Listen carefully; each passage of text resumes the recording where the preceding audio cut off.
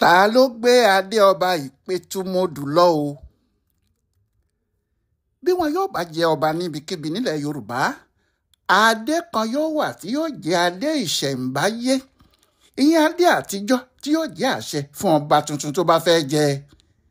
Bí kò bá sí adé yìí, àṣẹ ọba kò sí níbìkan. Bí wọ́n bá ti dé adé yìí fẹ́nìkan, kò sẹ́ni tí yóò tún dé adé náà nígbà tí ẹni tí wọ́n dé e fún náà bá ṣì wà láyé o. Nígbà tí ọba bá wàjà nìkan ni ọba míì yóò tún dé adé náà. Ìgbàgbọ́ àwọn Yorùbá ni pé bí ọba kan kò bá kú, ọba míì kò lè jẹ. Àwọn míì sì nígbàgbọ́ pé nígbà tí ọba kan bá wà láyé tí wọ́n tún gbé adé ẹ̀ka orí ẹlòmíì, bí ẹni tó fẹ́ kí ọba ti tẹ́lẹ̀ yẹn kú lójijì ni. Bóyá ni kò jẹ́ ìbẹ̀rù tó wà lọ́kàn apẹtu ìlú Ipetumodu. Ọba Joseph Olóyèdé nìyí. Ọba náà kò kú, ṣùgbọ́n wọ́n ti jù ú sẹ́wọ̀n l'Amẹ́ríkà. Ìtumọ̀ èyí sì ni pé kò lè jẹ́ ọba ìlú Ipetumodu mọ́. A kì í fọ̀daràn joyè ìlú, torí bí ìmàdó bá ṣe bí ẹlẹ́dẹ̀ yóò bàlú jẹ́. Bí ẹrú bá jọba, èèyàn ò ní kù kan, ẹlòmíì ni wọ́n gbọ́dọ̀ fi jọba. Bí wọ́n bá wá fi ẹlòmíì jọba, ẹni náà gbọ́dọ̀ dé adé ìṣẹ̀ǹbáyé kí wọ́n tó lè ké kábíyèsí fún un. Kò jọ pé apẹtu àtijọ́ yìí fẹ́ irú eléyìí rárá. Èèyàn kan ò sá ní gọ̀gọ̀gọ̀ kó ti ọrùn ara ẹ̀ bọkùn. Kò sì lè burú títí kó má kú ẹnìkan mọ́ ni o. Ẹni tí yóò kù la ò mọ̀ ni. Èèyàn ò sì lè lé ọmọ burúkú fẹ́kùn pa jẹ. Àwọn èèyàn ọba Olóyèdé náà kò fẹ́ kí eléyìí ṣẹlẹ̀ rárá. Bí a ti ń wí yìí, ìwádìí tí Kúnlé Akínrìnádé àti Tọ́ba Adédèjì ṣe fún ìwé ìròyìn The Nation tó jáde síta ni pé wọ́n ti wá adé ìṣẹ̀ǹbáyé ìlú Ipetumodu tì láàfin o. Wọn ò rí adé náà mọ́, pẹ̀lú àwọn èjìgbàrà ìlẹ̀kẹ̀ tó jẹ́ tìbílẹ̀ èyí tí wọ́n fi ń kọ́ ọba wọn lọ́rùn lọ́jọ́ tó bá gbadé. Wọ́n wá àwọn kinní ọ̀hún tí wọn ò rí wọn, wọ́n rá bá fọ́ bí iṣó ni. Ohun tí ọ̀pọ̀ ń sọ ni pé ọwọ́ kábíyèsí tó dẹlẹ́wọ̀n yìí ni adé náà wà, torí bí o ṣe Ṣàngó bá sọnù níbìkan, bàbá mọ́gbàlá kọ́kọ́ bí. Láti ìgbà tí Olóyèdé ti jọba ní ọjọ́ 26 oṣù kẹwàá October 26, 2019 ládé ti wà lọ́wọ́ ẹ̀. Bí adé ọ̀hún ṣe wá di àwáàrí láàfin ló dìbẹ̀rù sí àwọn ìjòyè àti àwọn àgbàlú lára báyìí, nítorí wọ́n ní bí kò bá sí adé náà, ọba mi ò lè jẹ. Bẹ́ẹ̀ ni gbígbé adé náà pamọ́ pàápàá ní àtúbọ̀tán tí ò dáa, nítorí kì í ṣe adé tó yẹ kó jáde nílùú wọn rárá. Bẹ́ẹ̀ kò sẹ́nìkan tó lè fọwọ́ sọ̀yà báyìí bóyá adé náà ṣì wà nílùú Ipetumodu ni o, àbí wọ́n ti gbé gba ibòmíì lọ. Ọba Olóyèdé ti wà lẹ́wọ̀n l'Amẹ́ríkà báyìí. Ọjọ́ 26 oṣù kẹjọ tó kọjá yìí, August 26, 2025 ni wọ́n sọ ọ́ sẹ́wọ̀n lẹ́yìn tóun fúnra ẹ̀ lóun jẹ̀bi ẹ̀sùn tí wọ́n fi kan òun. Ẹ̀sùn tí wọ́n fi kàn án náà ni pé ó jí àwọn ará Amẹ́ríkà lówó kó, ó jà wọ́n lólè, ó lù wọ́n ní jìbìtì tí kò ṣeé máa fẹnu sọ. Òun àti ọ̀rẹ́ ẹ̀ ni o, pásítọ̀ Edward Olúwaṣọ̀mí. Láti ìgbà tí wọ́n ti ń ṣe ẹjọ́ náà tí kò tíì sí ẹni tó mọ ibi tó máa já sí, nígbà náà ni wọ́n ti gbé adé kúrò tí ẹnikẹ́ni kò fura sí i. Bí adé náà ṣe kúrò ní ààfin ni pé nígbà tó di ọdún kan gééré tí apẹtu tuntun yìí gorí oyè, ó gbé ìgbìmọ̀ kan dìde. Ìgbìmọ̀ tí yóò kọ́ ààfin tuntun fún ìlú Ìpetu ni. Wọ́n sì kó ìgbìmọ̀ yìí jáde ní ọjọ́ 21 oṣù kẹwàá October 31, 2020. Ó ní àwọn ni yóò kọ́ ààfin tuntun. Olóyèdé ní kí wọ́n wó ààfin àtijọ́ náà palẹ̀, pé òun yóò tún kọ́ ní ti ìgbàlódé ni. Àsìkò náà ni iná iṣẹ́ bìrìbìrì tí ọba náà ń ṣe l'Amẹ́ríkà ń jò hìhì, tó sì ti rò pé kò sí ohun tí yóò ṣẹlẹ̀, owó yóò máa wọlé ṣáá ni. Nígbà náà ló ní kí wọ́n da ààfin náà wó, pé òun yóò tún kọ́ ní ti aláràbarà tí yóò sì jẹ́ àwòṣífìlà kárí ayé, tí gbogbo ẹni tó bá sì rí ààfin náà yóò mọ̀ pé ọba ńlá kan jẹ tó dé towótowó. Olóyèdé lọba náà ń jẹ. Ìgbà náà ló kó gbogbo ẹrù kúrò láàfin tó gbé ṣẹ́ṣẹ́ fún tí ṣe adé ìṣẹ̀ǹbáyé Ipetumodu yìí lọ. Ilé rẹ̀ ni wọ́n sì ló kó gbogbo ohun tó kó náà sí. Àmọ́ nígbà tẹ́jọ́ kú sákẹ́ tí ọ̀rọ̀ padà já sẹ́wọ̀n fún kábíyèsí tó sì ti hàn pé ọkùnrin náà ò lè jọba mọ́.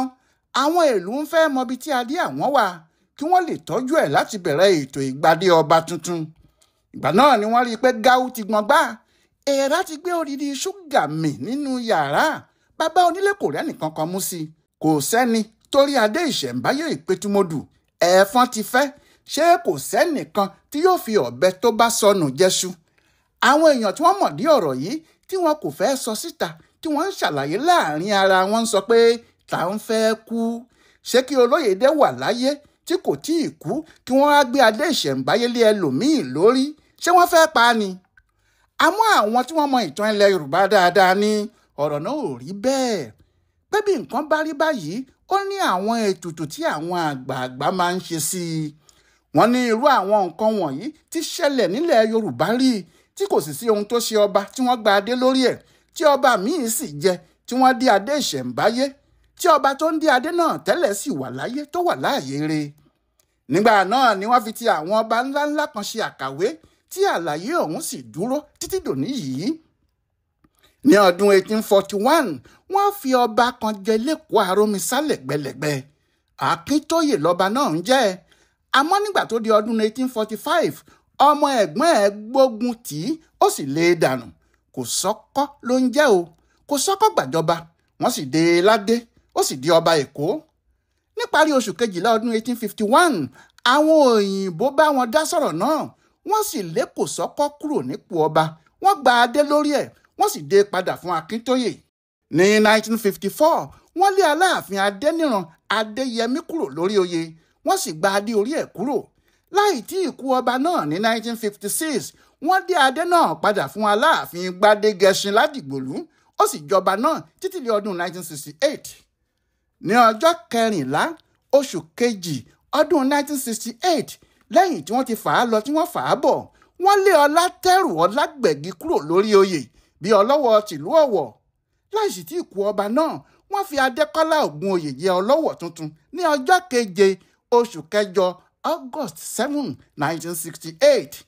Ògúnoyè wàjà ní 1992, wọ́n sì tún padà gbé adé náà kárí Ọlátẹ́rù Ọlágbẹ̀gì ní 1993. Ní 2010 nílẹ̀ẹ́lẹ̀ níbí, ọba Olúwadáre Adépọ̀jù Adéṣínà ṣe àṣemáṣe lórí oyè bíi Déjì Àkúrẹ́. Ìjọba ìpínlẹ̀ Ondo sì lé. Wọ́n gba adé lórí ẹ̀, wọ́n sì gbé ka Adébíyì Adégbóyè Adéṣínà ààfún bíi owó kẹta lórí. Títí di bá a ṣe ń sọ yìí o, Olúwadáre Adéṣínà wà láyé tó ń jayé orí ẹ̀ ní mẹ̀lọmẹ̀lọ. Nídìí èyí, kò sí kan níkan tí yóò ṣe apẹ̀tù Olóyèdé bí wọ́n bá gba adé orí ẹ̀ tí wọ́n sì gbé fẹ́lòmíì bíi apẹ̀tù tuntun. Àmọ́ ìyẹn nìkan gan tilẹ̀ kọ́ ni wàhálà tó wà nílẹ̀ báyìí. Lóòótọ́ ìjọba Ọ̀ṣun kò tí ì yọ ọkùnrin náà kúrò lóyè fúnra wọn. Wọ́n ní àwọn fẹ́ gba ìdájọ́ ìlú òyìnbó náà kí àwọn lè mọ ohun tí àwọn yóò ṣe. Gbogbo èèyàn mọ̀ pé kò sí ohun kan tí wọ́n lè ṣe pẹ̀lú irú ẹjọ́ báyìí. Ọ̀rọ̀ tó ṣojú ìlú tí kò farasin ni. Àfijọba tó bá fẹ́ ba orúkọ ara ẹ̀ jẹ́, torí òfin ibì kankan kò fààyè gba ẹlẹ́wọ̀n láti yẹ ọba lé àwọn èèyàn lórí tàbí kó ṣe olórí ìlú wọn. Nídìí èyí, àwọn èèyàn ti mọ̀ pé láìpẹ́ láì jìnnà ọba tuntun yóò jẹ ní ìlú náà. Ohun tí wọ́n ṣe ń wá adé wọn nìyẹn. Ṣùgbọ́n ọ̀rọ̀ ti di àríyànjiyàn míì nítorí àwọn ìdílé Aríbílé níbi tí Olóyèdé ti wá ń kùn hùrùnhùrùn pé ìdílé àwọn náà ló yẹ kí ọba míì ti jẹ. Nítorí ẹni tó jọba yìí kò pẹ́ lórí oyè rárá, ó kàn bà orúkọ àwọn jẹ́ lásán ni. Torí bẹ́ẹ̀ kí àwọn wá ẹlòmíì tí yóò jọba láti ìdílé àwọn yìí náà ló dáa. Nígbà tí ẹni tó jọba yìí ò kúkú tí ì kú, kí ẹni tuntun náà lè padà tún orúkọ rere ìdílé àwọn ṣe, yóò sì lo sáà tó yẹ kọ́ba lò lórí ìtẹ́ kó tó di pé ikú mú un lọ. Àmọ́ àwọn ìdílé Fágbèmókùn tí ipò náà tún kàn ní àṣẹ lásán ni irú ọ̀rọ̀ bẹ́ẹ̀ yẹn. Pé kí ni ìtumọ̀ ohun tí wọ́n ń sọ yẹn? Nígbà tí kì í ṣe ẹnìkan ló ní kí wọ́n fa ọ̀daràn kalẹ̀ láti wá jọba láti ìdílé wọn. Ẹni tó jẹ́ lẹ́yìn tó ti jọba tán ló lọ lu àwọn òyìnbó ní jìbìtì. Pé ẹjọ́ ta wá nìyẹn. Olóyèdé jọba ní 2019, ó sì gba ìlú òyìnbó lọ ní 2020. Ó ń jí owó àwọn òyìnbó kó, ó ń hùwà ọ̀dájú burúkú nípa jíjí owó tí àwọn ìjọba orílẹ̀-èdè náà gbé kalẹ̀ fáwọn èèyàn tiwọn lásìkò COVID pé kí ìnira àjàkálẹ̀ àrùn náà má fi pọ̀jù fún wọn. Nígbà tí ọba náà ti lè lọ́ọ́ fi adé orí ẹ̀ hu irú ìwà ìbàjẹ́ báyìí, kò sí ẹnìkan tó gbọ́dọ̀ káàánú ẹ̀, bẹ́ẹ̀ ni kò gbọ́dọ̀ fi tiẹ̀ dí ìdílé míì lọ́wọ́ rárá. Àwọn èèyàn yìí ni kò ṣe àjòjì o pé irú ohun tí yóò ṣẹlẹ̀ sí ọkùnrin náà rèé, nítorí ọ̀nà tó gbà di ọba ìlú náà kì í ṣe bí wọ́n ti ń ṣe é nìyẹn. Òun àti àwọn afọbajẹ pẹ̀lú àwọn èèyàn ìjọba kan ni wọ́n jọ ṣètò náà tí wọ́n sì fìbọn gbé e wọ Ipetumodu láì ṣe ológun. Wọ́n ní ohun tó burú lásìkò tí wọn yóò fi ọkùnrin náà joyè ni pé kì í ṣe ifá ló mú un. Àwọn ọmọ ọba tó yẹ kí wọ́n gbé ṣẹ́ṣẹ́ fún ká lórí gẹ́gẹ́ bí apetu kọ́ ni wọ́n ṣe bẹ́ẹ̀. Àwọn èèyàn ìjọba ni. Ọ̀rọ̀ náà sì burú débi pé òṣìṣẹ́ ìjọba kan tó jẹ́ ọmọ Ìgbò ló ṣètò bí wọ́n ṣe gbé adé náà lé lórí tí wọn kò sì pe àwọn ọmọ ọba tí ọ̀rọ̀ kàn gan-an sí i. Ohun tí àwọn ọmọ ìdílé oyè ń sọ lọ́tùn lósì ni pé wọn kò ṣe kinní náà bó ṣe yẹ kí wọ́n ṣe é ni. Ohun tó sì jẹ́ kí ọ̀rọ̀ ẹ̀ já síbi tó já sí náà nìyẹn, tó fi jẹ́ ìtìjú ló kó bá ìdílé wọn. Ohun tí wọ́n ló ṣe pàtàkì báyìí ni pé kinní náà kò gbọ́dọ̀ dí ètò ọba jíjẹ Ipetumodu lọ́wọ́ tàbí kó da ètò bí àwọn tí ń jọba tẹ́lẹ̀ rú. Lóòótọ́, àwọn afọbajẹ ìlú náà kò yéé bọ́pa bú Ṣàngó, tí wọ́n sọ pé ọ̀nà tó tọ́ tó yẹ làwọn fi Joseph Olúgbénga Olóyèdé jẹ́ apẹ́tù ti Ipetumodu. Bí ẹni tí wọ́n bá ń purọ́ fún ò bá kúkú mọ̀, ẹni tó ń purọ́ mọ̀ lọ́kàn ara ẹ̀ pẹ́rọ́ lòun ń pa, àti pé ojú ló ń kán ọkọ lóbìnrin tó ń tẹ̀lé ìyàwó ẹ̀ nínú òkun nítorí àlè. Ọ̀rọ̀ ìkọ̀kọ̀ ní gbangba náà ló ń bọ̀, ẹni bá sì ṣe yóò fojú ara rẹ̀ rí.